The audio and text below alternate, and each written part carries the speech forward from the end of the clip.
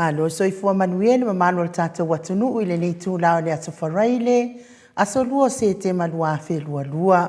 O le afoi ua vavae foi lau whaasausaunga Samoa i le nei tūlao le afiafi, whelua i fia foi ma le afionga le taitai sili. Le taitai o le vaenga whaopwhai e puipuia i a tau a tangata Samoa. Sunga i a Tuilaepa whatia lofa ai ono na ioti Dr. Sailele, Malielegaoi le nei tūlao le afiafi, i a whaata lofa atuai. I lau mai mua mai le nei tūlao le afiafi, ia o le nganga whaaloalo, ia e wha ta alofa i le nganga whaaloalo fo i le fionga i taitai sili, ia whapea fo i tātou au vai i nei tūlā. Mālo lava le soifua manuia, ia mālo fo i le folau, mālo fo i le lato i le ea, ma le lato i le ala i lau fionga i le taitai sili Tuilaepa. Ia, whatalo whatu fo i le nei tu la fiafi tātou mawhtanga te lea o te whatalo whatu fo i pui e maulungo Samoa whawhongwhonga mai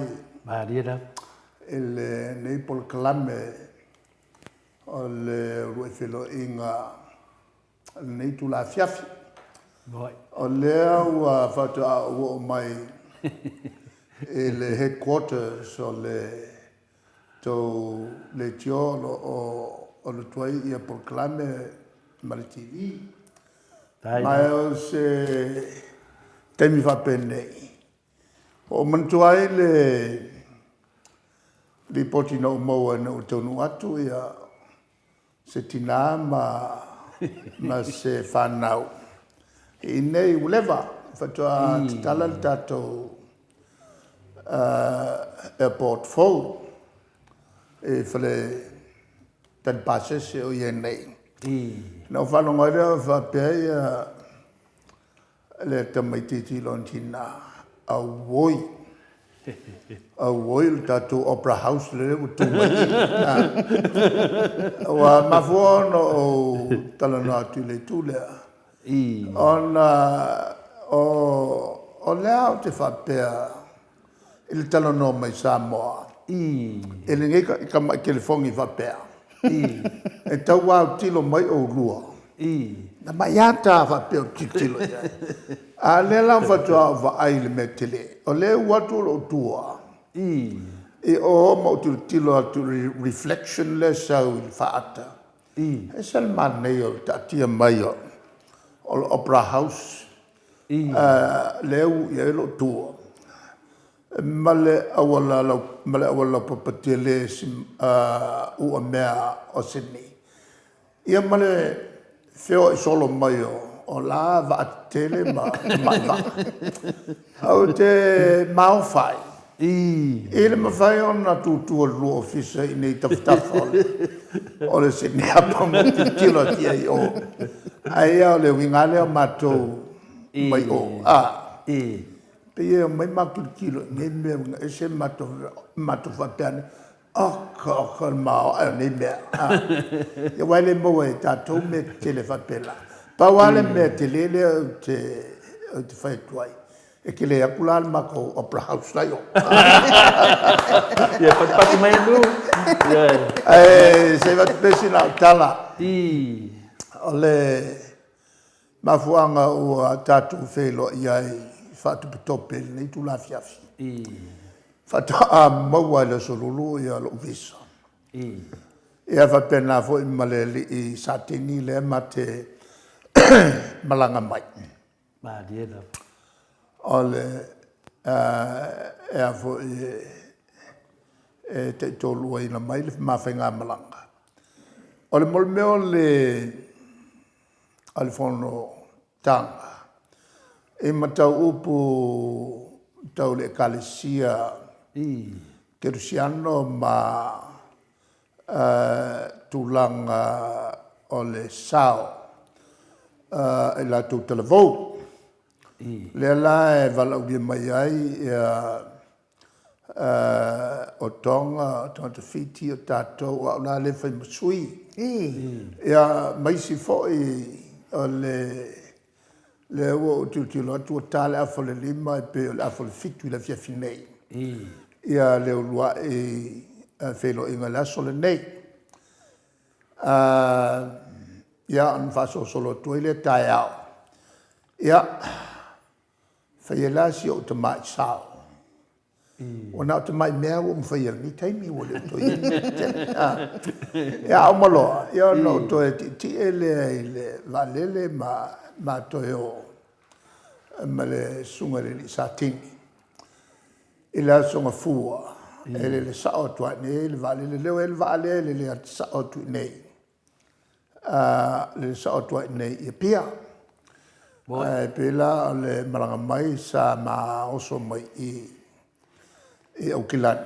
Ia mato mawhoi le whelo inga mato whelo iai ma le mawhtanga nai le MAOTA Samoa. Mato taltala noi fo i tūlanga lo iai le tato malo i lau au te tele. Ia whapea fo i ma tamu whainga le vaenga whai o ngaia le malo. O le au awala le talanoanga. E peo le tūlanga fo i leo ua toe wha e ai ma ua ma le talenga fo i a leala. E le whai unga a le whamisinonga. Wha leo ngai nai le whai unga le sa whai e le palimene. Wha malolo ai ma ua.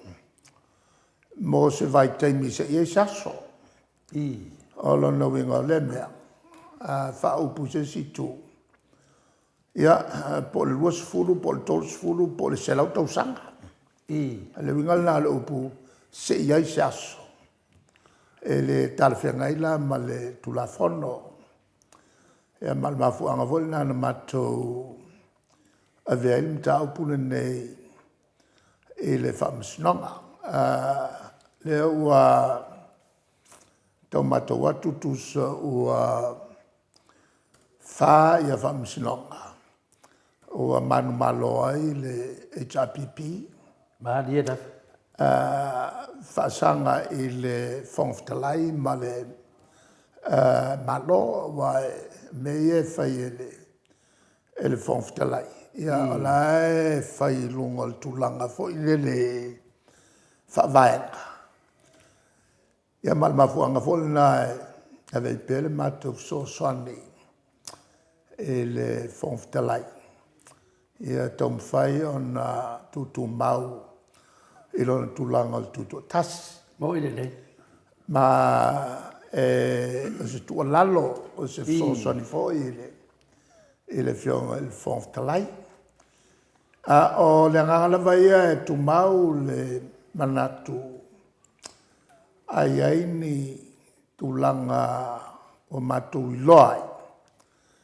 Ua le amana ia le tulafono po ua soli fo i tulafono. Ia e te taua na matou Savali Valley i whamsinonga. Le tau o le tūlea. O se lapita inga. I whainga malo umale lumana. E mai sea le se whainga malo fo i tūla mei ai le chapipi.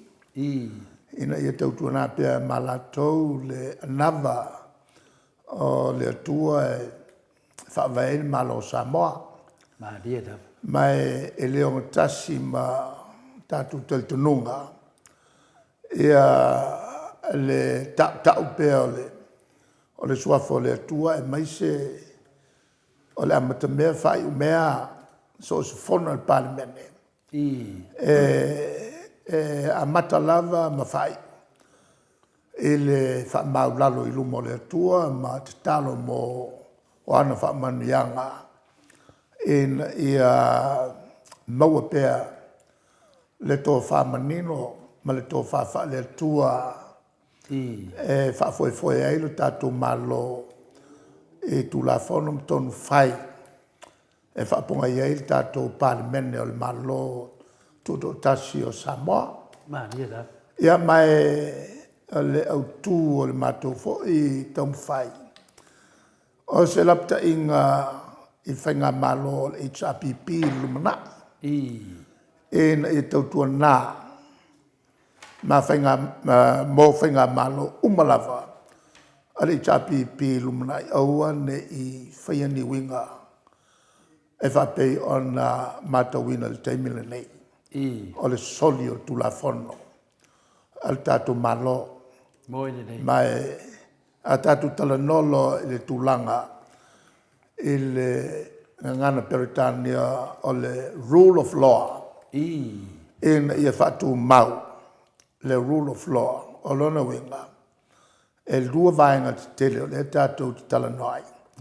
Ia usta ia e tangata lau tele. Tulafono uma al tatu malo. Lua. Ia tau solo mua I whaia tulafono. Ona usta ia tulafono. Ma ia awalava ne I muri tai. E ta iala e pe ona wha ponga ia fo I se tasi o whailaunga o tuspa ia. Iaso I tausanga ulewa. Na ia whapea ne ai. Ia uso ia ke riso. O lo e whai pe ona o whai atuai. E le pe ona o whai. O le tautinonga na whai whai au. E na ua ia sila fia. O sila fia umaila na ulotu le whale tonu. Ia a lena te laungaina ia fionga le atua. On o le tonunga mamawai. O lena te laungaina ia tuspa ia. E tau solo mua ia te ia. Ona savadi ai. Ia o le talano atu lea. O le whatu ai tonu mai le whainga malanga I whanua nei. Ia, e le tomate telefoni si taimi lumana. Ai mātou to tali watu I Samoa. O le atatou to e whailo iai. Ai, o le tulanga I tātou tunu. O ngā solo le pea ia tulanga o le toa file mō. O lo o pipisi pele ngase o le koviti suriva. Ia mai le o malolo fo ia tatum tanga luenga sufu maloloina. E wha manatu pea e taimi oma. Ia tato wanga masani e pei o le whio e pea ma whea vea I mene o mea e tato te mana vai. Ia ma le fufuru ina fo io. Ao li whaia tau mafa ia po le uma fo io na asiasi I whale ui se I tulou. Ia o mo meo pui nga lava e taua. Ia ma le tulanga alea whenga tātele. O le tau mawhai lea e awane I putu tele. Ia tau vaaile vā. Ia mai le na o le koviti tau mawhai ai e tupu a I tua inga siama ese. E o whaila I malanga atu tangata I nei.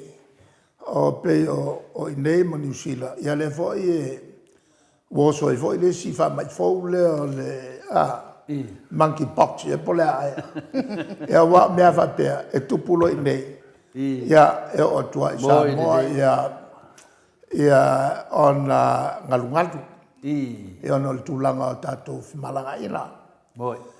Ia pe o tuia o alu pe lunga le maulunga le tau o le soifuanga.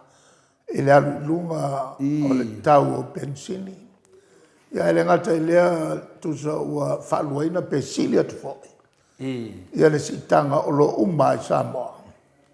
Ia ma o tuia e le tau fi le laga whau whaine nei. Ia e te taua ia na maua le nganga o le ngā rue whatasi malmalo. E awalatu le mātou ngā ruenga masani. O whautuanga o tualalo. E ia langolango tu fo I le malo ai le nā tia. Ia o te lea teimi watu foi mato whautuanga. Ia pi tau whaalea mana i tele el tato. Kasi ai fo ia. Malo i nei. Ia o le talo ia mawapea le toa file mo. Isi o tato o tunu. Ia matu pe lumo le atua e na te whaatupu mana tu le lei.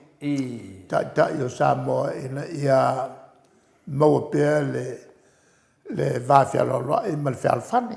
Ia on matou tala lea nei tu la fiafi ele umma le faiaso le tua. Mo ele dei. Lo ia pena iaso ia tutoe. Ia. Ale am faiai on tatou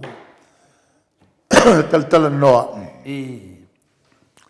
Ia faftei foi e lo fionga tole foi le mo sama noa vala o tu foi Samoa.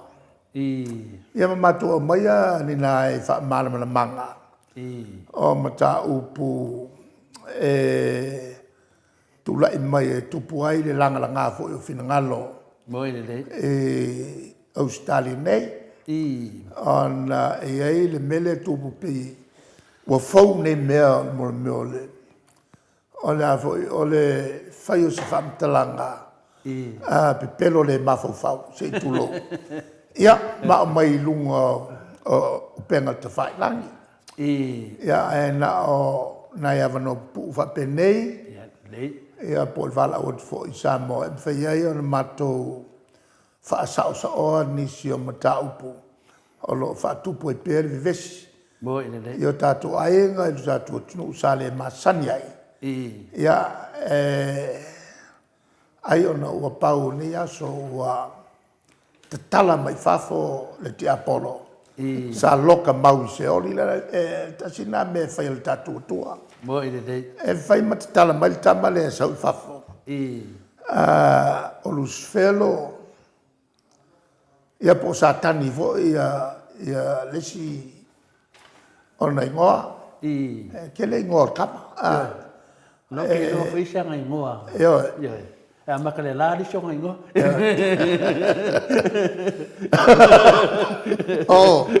Ole mata mo wat o Lusfelo marka. Ia marka. Ia marka mana la. Ia ole tulangala na fo pe antato foi tau fo il tusi alto ina fo le o yop. Ela fo tau mo mai na.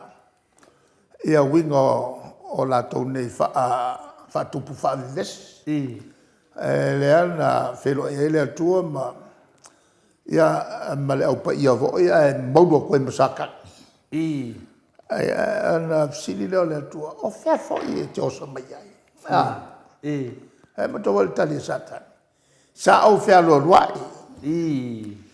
Ila lo la. Na e tawana la ila o no o yop. Yo tu mai a sinava no. O te tango ia yop. Ele la na te lailo tatoli. Ia wili le. Ai le mawhaia na tango feel nola. Lona wing. Ia me tupu whapena il tato soifua. E mawhaia e on tu mai le avanoa. Ele tua ia satani. E tofo ai ia se tasio la fatu tua. Ai iai le tapula. El tapula. Olo no ngole me pe ona tala no me ai foi la to ona le tua. E le mafai le mfai. On mai pe fatanga le tua se toftofonga. I se tangata o se tu ai ngā toftofonga i le mawhai ona ia te ena. Mo i le. Lona inga ia nai ta mai mea e tala mai le tua sa tani toftofo ai oi. Ai in te lea mai me tele. E manu malo oila. O lona winga on matua te le o whamanianga. E te mau. Le fo te wha ngangana ina le ekalesia le katoliko. I. Tele ai au mau kalesia mau. Yo. Mo i le. Ole meth matuala matia ai matua la patai ai tātou le tātori. Au an nofo nofoa e aru whātau loa nganga e a satani. Awa e ke fiu e koe kule esi e mkwale mwhaia. Mena len tupu i tamale o yuta. E na yuta le tino a usakangi a koa. Mo i le. Ia le mawhawhau. Sua la kapi. Ia, o le tulangale na o le talano atu i le nia fiafi. Baro. Ia, on le tau whalongo ina fo i le maruru o le tau. Mo i le. Tau iai fo i whaite tenga tau si sila mai. Le ai e la eilo o funo sawai. E le maua se taimi e sui ai. Ia, ua nau o tele nau e tala no atu whapene i TV ne fiafi. Ia, le umalwhai aso le atua. Ia, au te le lope iai nai nisfusili. Ngal kasia? Ia. Kasi na vananga loke vai taimi lang al afalfitu ia lau wha moe. Ia ai o le anga maurunga mnanga whaftai. Ia o lewa pati ta otor whi po. Wa momori fo i la au fonga ai le au whingaringa tofi le tua le kalsaringa wa fo ia tu langa sa e ngā pātia e fo i maritalenga le hero ia lare pule. Ia lewa a mai le tari whaadiadi mai le tua. Ia o lesi a fontanga le alua so sa fanga fo i tusa fo i ma tu langa fo i le manuia o le tātua tunu e ala le tātua fono uso le palimene. O le vi inga lea ma le whaftai an moto Samoa vi inga lea tua no le toa tele o i lātou e tapua ia la wau whaiva. Ia lea lawa tau sila mai, ia lewa no fue foi le no fo tāvita sa misi tele tau sanga. Ia moni le whaftai, lewa whaftai at fo i le tātama, me se fo i le whionga te te sili pe na whaswawhaina le tātu moto Samoa vi inga lea tua. Ia le sisi mea, me to ino vi inga lea tua me sili na, ni ono ngonga inga wakau mai o lewa. Koe whau whale o rua e whamisinonga e tusta whamalatunga. Fia pe o lewo? Ole, e bawal me ole. Pe o na outala no vave mai ai. Outala no mai laso le na outele lo le whatua o mo na fofonga i el whai unga al whamisinonga. E peila o te ila ele ngā solo mai tonu ma ala o tusitala. Ian tope mai ele o sia o tamai upu. Ele a fiafile na tangiai la tonu ale tulanga lea te sauno mai ai. Peo le nganga fo ilele. O le nganga whawhitai le au whaite talo. Dira. O lona wenga o le paia mawalunga e le ao le malo. Dira. E whapea i ma le tawhtolu wai e ia le totele fo i o la tolo ngā lua i la lane i tolu o le tato malo. Sanof talo. Dira. E renga te lea e whapea i le au whai lotu. Ma le lato fo i whanono ngā manu. Ia ma le ia maulunga Samoa. Amata mai lava i le ama malo il malo. Ia se io atu lava pa ia inga ma lato tama whapea i tula to ainga. Ma whare polo tofia ia le tapo inga e leo songa tu mopu leo no sala fai. Ia leo fai te talo. Lato uma ia e le tomatea. Na ia i le langona lea. Ia o le langona o le fifia ma le whaafitai le atua. Ia Ua mawhai o na maua mai le whai unga le tātou whamasinonga. Ia ua whale au ngaina le whai unga le al pāmene. Au lau whawhitai la o le tūlanga e le wingai o tātou fo i talitonunga. Iai le anga me tupu. Awa pe le tupu nei. Ai on tupu fo i lumuna. Al manai o tupu le teimile nei.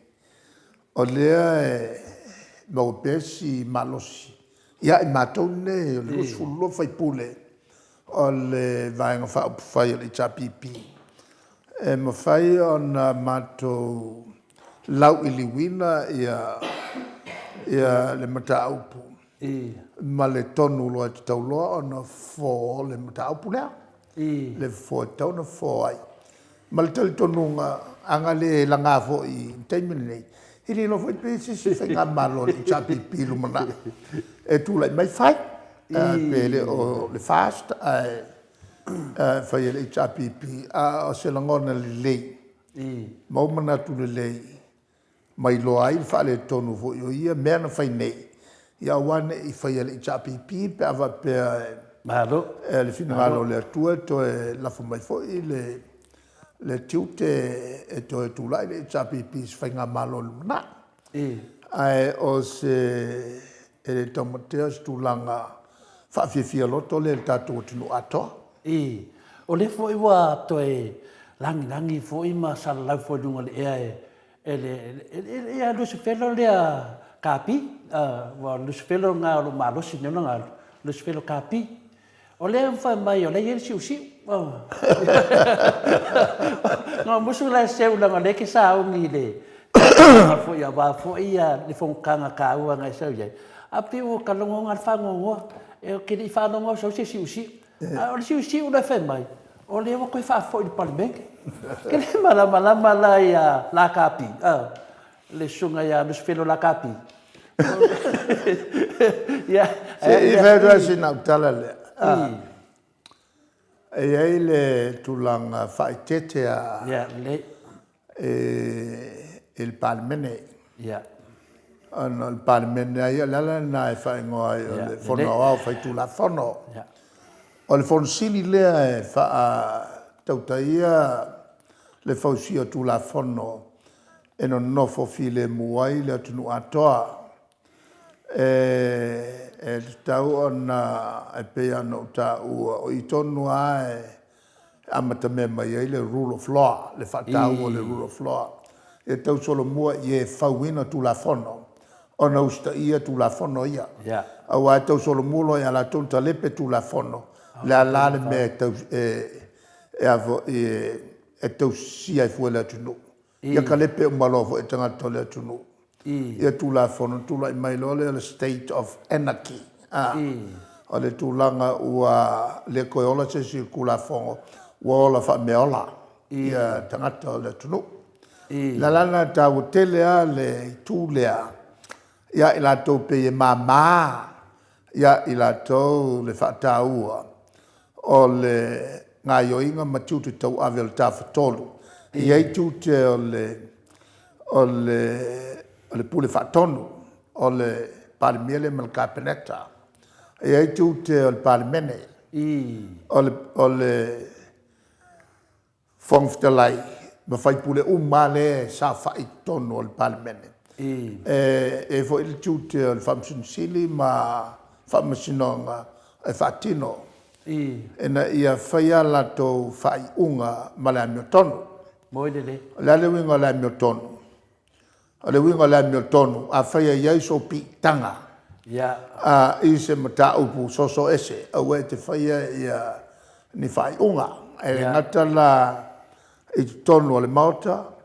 E whape nafo i whamasinonga. E whape nafo i tonu o le malo o le whaia o tofinga. Mene o tofinga o tangata e tūlai mai e tūtūlai a vea ma whaulurunga. A whai e whai le mele na aua tō te whai ani unga ai lafo pe le panel. Lona wenga le komiti lea la tō te whaatala noa ina ia ngā waa o tangata pe te tau on tō fia, pe le tau on tō fia. A o le tasi I vaenga tiltilo iai. E tiltilo I tangata e whai ai unga pe piena na tō pitanga I le whaatala noanga lea, lona lua. Ia sila sila le I e tō fia. Pe mama. Pe sa whaasala ina I le tūlanga o le tango I tupe, o le whaangasi se o mo meo me tō tino, po le whai o nianga, o le tūsai malona madu. Ai mai se le whai a inga ma opu tā tino, le whai a inga ma niso le whai ngā luenga, e whaanga iai le malosi lea o le tūlanga pule. Tāua tele ia mea nei tilo iai. A wā a whai, ua whai ani winga whaapea pe ua limatango ese. Ai koe kofi oi ko kongo. E ilo umma le au whai ngā luenga le malo. Samoa le se mea lilo lalo. E ilo umma e le au whai ngā luenga ma oi nā. E whaasi ungu tua I le tangata le nā. O ina fōi. E whaasi ungu tua I fōi ma se malo. A wai whailon tō whinga I whaavai mea I lo umma e tangata ia ua leisa mea tono. E o fōi lai mene o whaamasinonga. A whapea e whai se whaamasinonga. O oe leo le whaamasino. E te whaamasinoa ia se tangata ua moria. A o tangata ua moria o se minister. A le minister o lo uso. A oe le whaamasino. E le kaunga I whai le whaamasinonga. Pela le whaamasinonga lea e whaatali nei. O tātou uso fōi lea. Le whiunga ia le manu, ti manu matua. Ia tu manu matua. E te lea ia whasili ia e whaatulai mai. Ona le whaamasino lea e a fōi whaia. E awhia e le tūlanga. O so tanga ia na o peo na o taua. Mai le tau whaatonua se whaamasino. E loa le whaamasino. Ia lona awhia ma tau lona whaamawai. E le tau na awai awa le ale unga na te whaia. A o le whaia le unga wairo umai tangata e ono tilo fia le unga. Ia o le tulanga lale na o wawitala noa tuai. E tusa malau sili. Ona e o loa I mo meo o whai inga whai I se tamai atu nuu e pe o Samoa. E lo umai tangata uma mai ko I kiki a whesau tai ngafa. O le kaimia e ke le tausisia ai ta iala I o le amea tonu. Po ta iala o lo whaalupe ngana Peritania good governance principles of transparency and accountability. Ilona winga mo meo ta iala o le manino whai unga whai. Mai longo fie tangata na whaapongai I se tu whale tonu. Pe whaapongai fo I se tu le lei. Ma taunua I se unga meo tonu. Mena I ngoa o good governance, principles of transparency and accountability. O principles umaia. E whai ngoa ngana Peritania ethics. Po te iala le meo tonu. O principles umaia e whaavaya. Ia te iala a mene o au sutusi. Ma le au taustusi. Le ala voi lana na. A oe le au sutusi ma le au taustusi e sue ia matanga luenga. Po mulimuri tai I te iala whata oto mai le malo. E pea o le kilo I le 5 maila ma le 10 maila ma mau. Lo kilo ma mau akua.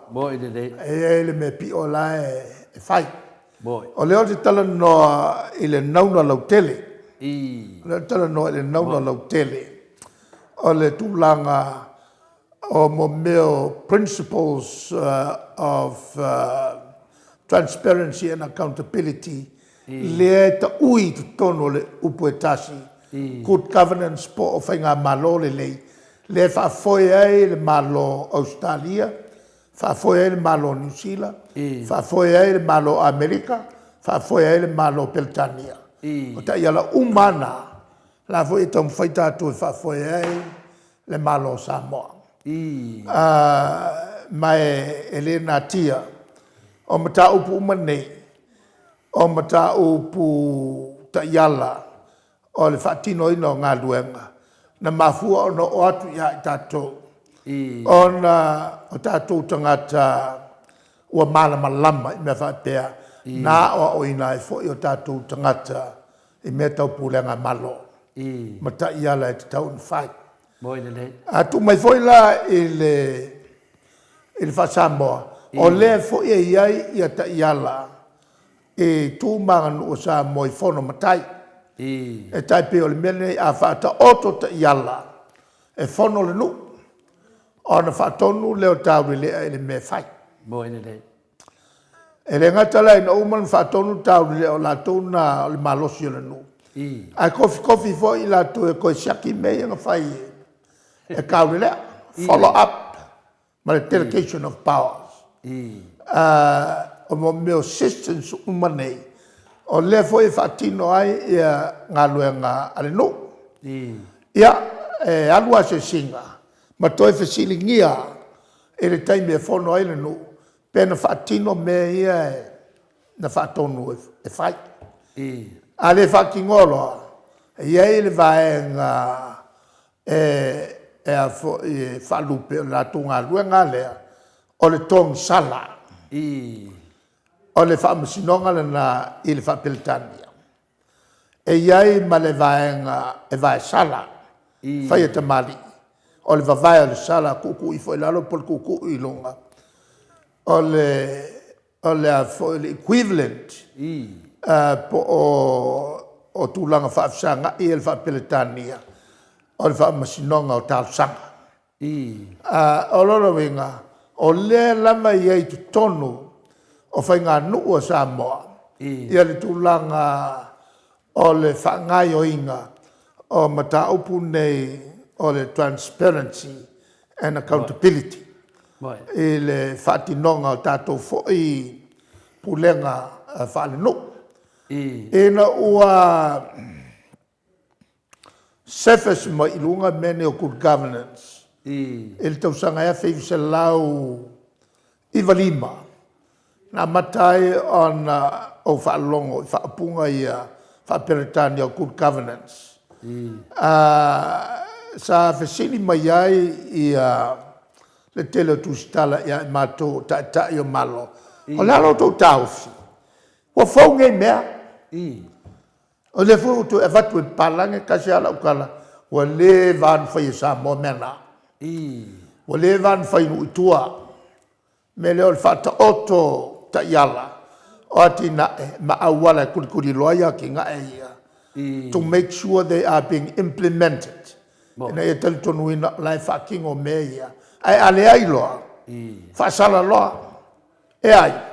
That's the traditional code of law Samoa. Sa iai le tūlanga leo le tāwha tolu tātou atunu umwhainga malo whale atunu. Ie whaia kula whonga, oi, whaia whono matai. O whaatino ina whaamasinonga, oi whaia matai. O whaakingo inga ngā luenga. Le pule whaatonu, whaia ai, whaia makai.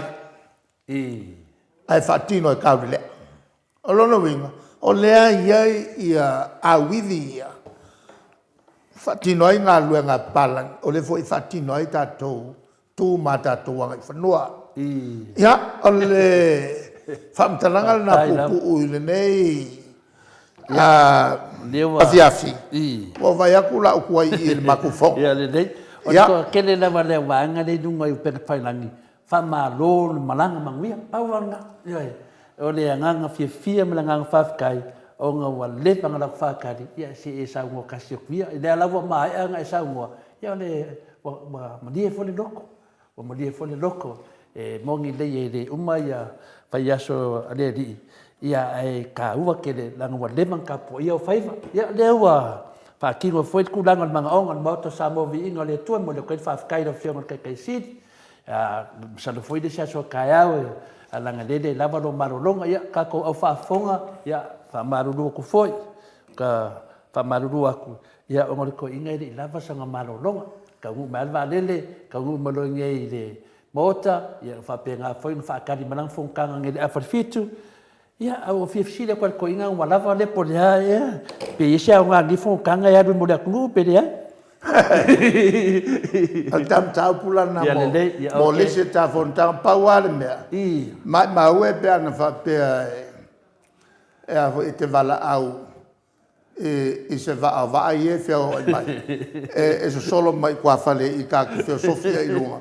Ion tau lea e whasau le polkalame i lunga o sami se i tilo mai fo i le mamalu le tunu le man nei o nei tu la fiafi a o fatino le fatalanga ia a tonu ele o mal fai aso le tu nei taimi ia fa so ina lava le mamalu le tatu o tunu lo fa fo mai Malo le sa no al tatu po kalame na Samoa mo le nei tu la e se fa poponga ia mo le aso atai au le tu la fitu pe apula lo fale atu e moli ai lo soifua ma so mato wola ia ai toi famlato atu tato filo inga le aso ataiao i le itu lai dua pe atu pula lo fale atu e moli ai lo soifua ma so mato wola ai fa soifua ia Samoa moli nei po mai le MAOTA Samoa VIIGA le atua i sini o Setalia.